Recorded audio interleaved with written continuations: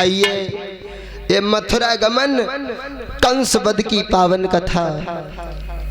इधर श्री सुखदेव जी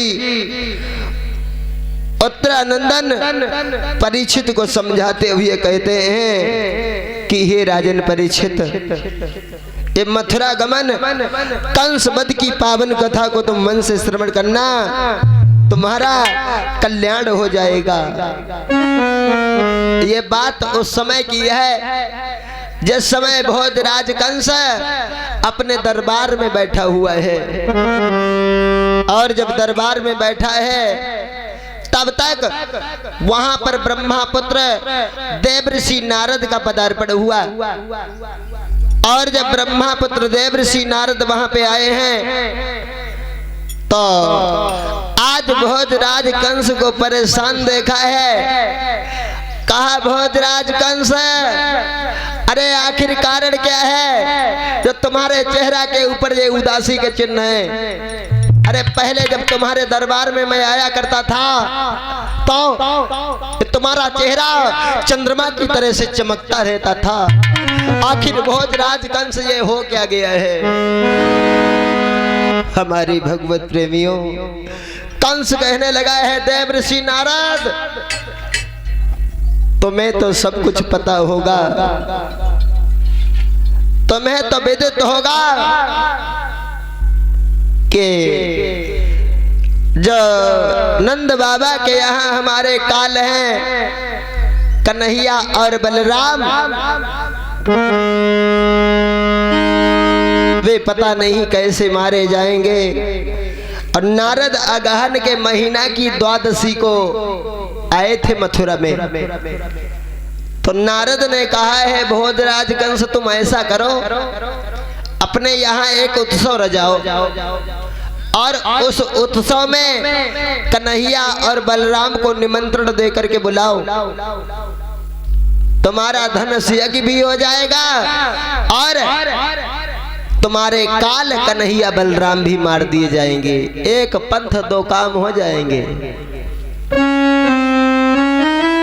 अगहन के महीना को द्वादशी को नारद आए और चतुर्दशी को भोजराज कंस के यहाँ धनुष यज्ञ रच दिया। कहा बस एक ही उपाय है, तुम्हारे काल मार दिए जाएंगे।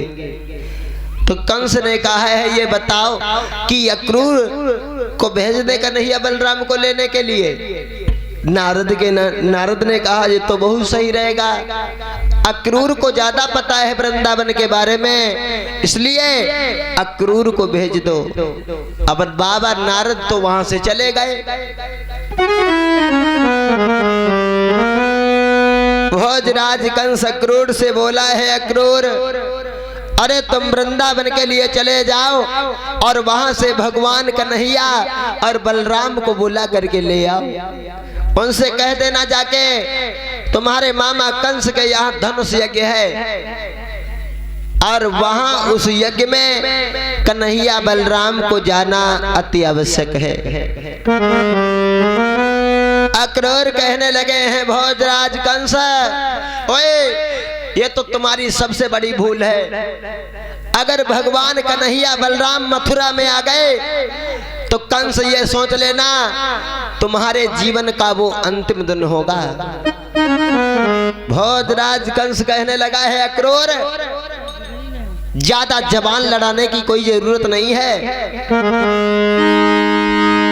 लेकिन मेरा ये निश्चय है और उनके आईबे की देरी है।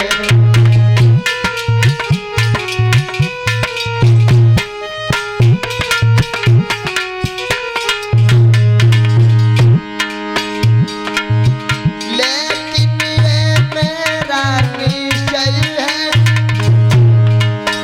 उनके आईबे की देरी है।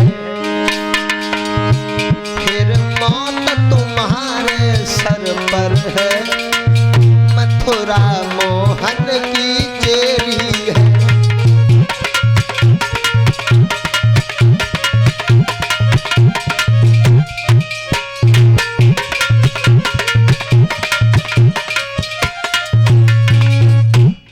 अक्रूर ने कहा है भोजराज कंस, अगर भगवान कन्हैया यहाँ आ गए तो तुम्हारी मौत निश्चित है। हमारी भगवत प्रेमियों, कंस कहने लगा है, अरे मेरी बात सुनो अक्रूर, तुम वृंदावन के लिए चले जाओ और वृंदावन से कन्हैया बलराम को ले आओ। उसी समय हमारे भगवत प्रेमियों हुआ ऐसा,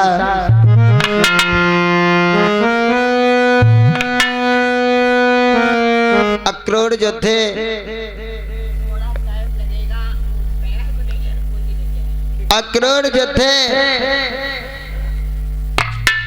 वो रथ को सजवाते हैं और रथ को सजवाने के बाद आज धीरे धीरे जा करके वृंदावन में पहुंच गए।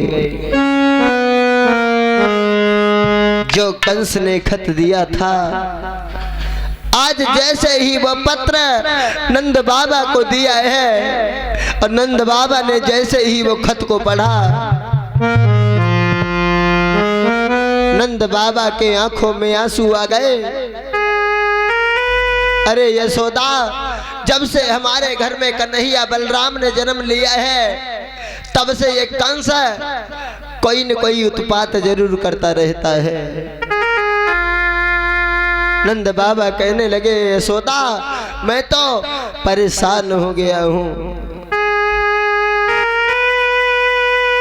आज अक्रूर जो थे वो सारी रात लेट करके विश्राम करते हैं। जैसे ही सवेरा हुआ, आज भगवान कन्हैया को रथ के ऊपर बैठा लिया और जब रथ के ऊपर बैठा लिया है और अक्रूर जो थे वो रथ हाँकने के लिए बैठ गए हैं। आगे पीछे कन्हैया बलराम बैठे हुए हैं। सब ग्वाल बाल नंद बाबा ये सब मथुरा जाने के लिए तैयार हैं। तब तक मैया यशोदा आज रोने लगी है, बोली श्याम तुम हमें छोड़ करके तो जा रहे हो, लेकिन बेटा तुम वापस कब आओगे? और बोली है मैया यशोदा श्याम कि चले हैं मथुरा को भगवान।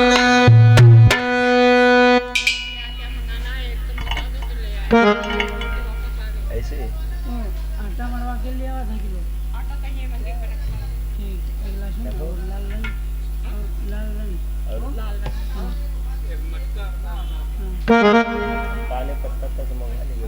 पानी पत्ता तो है नहीं, इतना छोटा हो मिट्टी का। ओ पानी पत्ता तो है, पानी पत्ता सुपारी अंकुल तुम चेक कर लेना, अभी चेक कर लेंगे, चेक करके सब तुम पर्चा लिख के बना देना। Hello hello hello. और इधर जिस समय आज रथ के ऊपर भगवान कन्हैया और बलराम को बिठा लिया है, चले हैं अक्रूर कि चले हैं मथुरा को भगवान। देख के यशोदा भई है राम, चले हैं मथुरा को भगवान। देख के यशोदा भई है राम।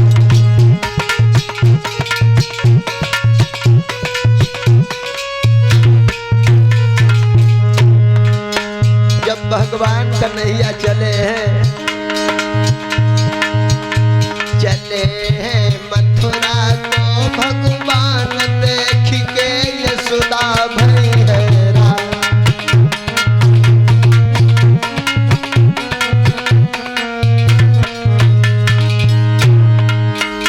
रो करके यशोदा बोली है कन्हैया, रोई के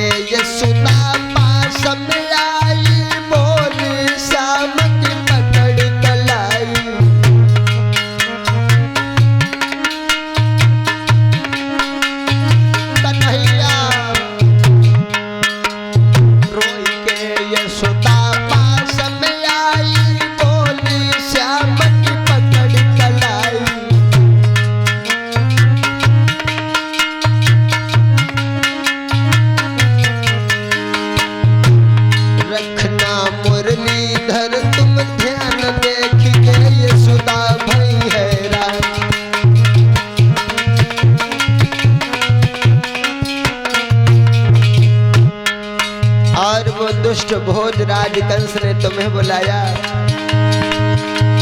दुष्ट कंस ने तुम्हें बुलायो, माँ से पुत्र जुदा करवायो।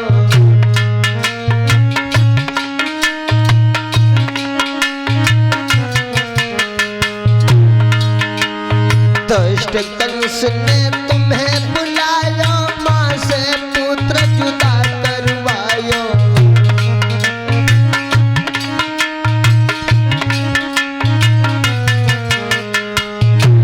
लौट के जल्दी आना श्याम, देखिए यशोदा भई हैरान।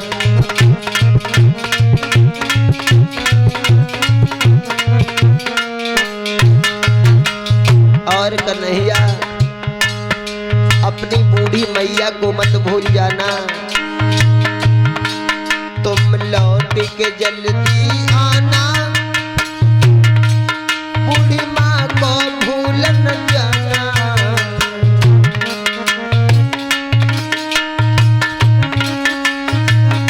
श्याम तुम लौट के जल्दी आना, बूढ़ी माँ को भूल न जाना। रास्ता देख सुबह और शाम, देखिए यशोदा भई हैरान। चले हैं मथुरा को भगवान, देखिए यशोदा भई हैरान।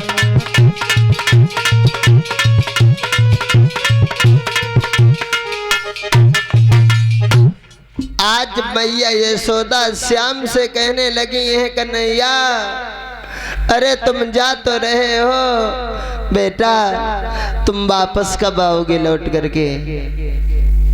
कन्हैया कहने लगे हैं, यशोदा मैया कल मामा कंस के यहाँ धनुष यज्ञ है, मैया मैं परसों लौट करके चला आऊंगा। आज श्री सुखदेव जी महाराज परीक्षित से कहने लगे, राजन परीक्षित, रथ के ऊपर भगवान कन्हैया और बलराम बैठे हुए हैं। तब तक एक गोपी जो थी, एक सहेली, उसने देखा है कि भगवान कन्हैया और बलराम रथ के ऊपर बैठे हैं, रथ के ऊपर सवार हैं। तो सोचने लगी पता नहीं अक्रूर जी आए हैं मथुरा से, भगवान कन्हैया और बलराम को ये पता नहीं कहां लिए जा रहे हैं। उसी समय उस सहेली ने जा करके आज राधा से बताया है, राधा अक्रूर मथुरा से आए हैं और कन्हैया बलराम को पता नहीं कहां लिए जा रहे हैं, कुछ पता नहीं चल रहा है। और वो सहेली समझाई कि बोली बहन राधा श्याम जा रहे हैं। बोली कहां?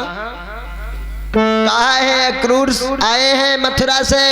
राधा कहने लगी श्याम मुझे छोड़ करके नहीं जा सकते, अरे उन्हें तो सारे जीवन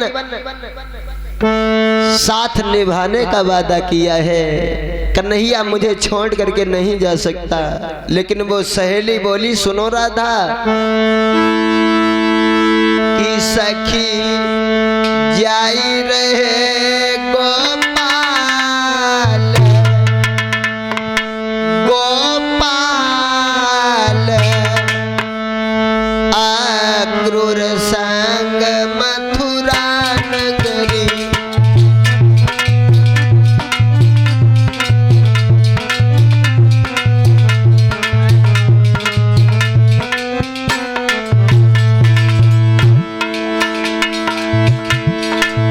सखी जाई रहे गोपाल, गोपाल अक्रूर संग मथुरा नगरी।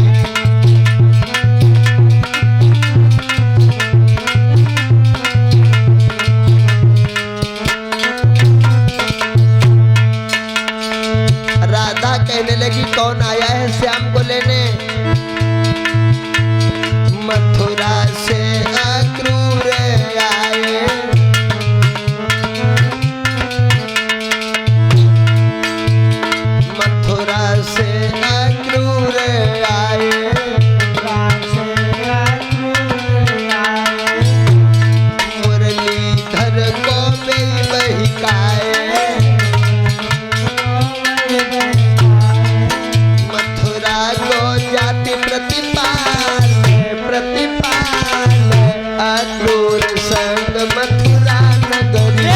सखी जाय रहे गोपाल गोपाल अक्रूर साथ मथुरा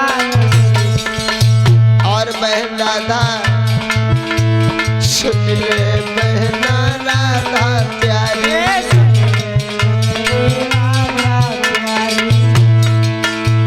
सुन ले बहना राधा प्यारी।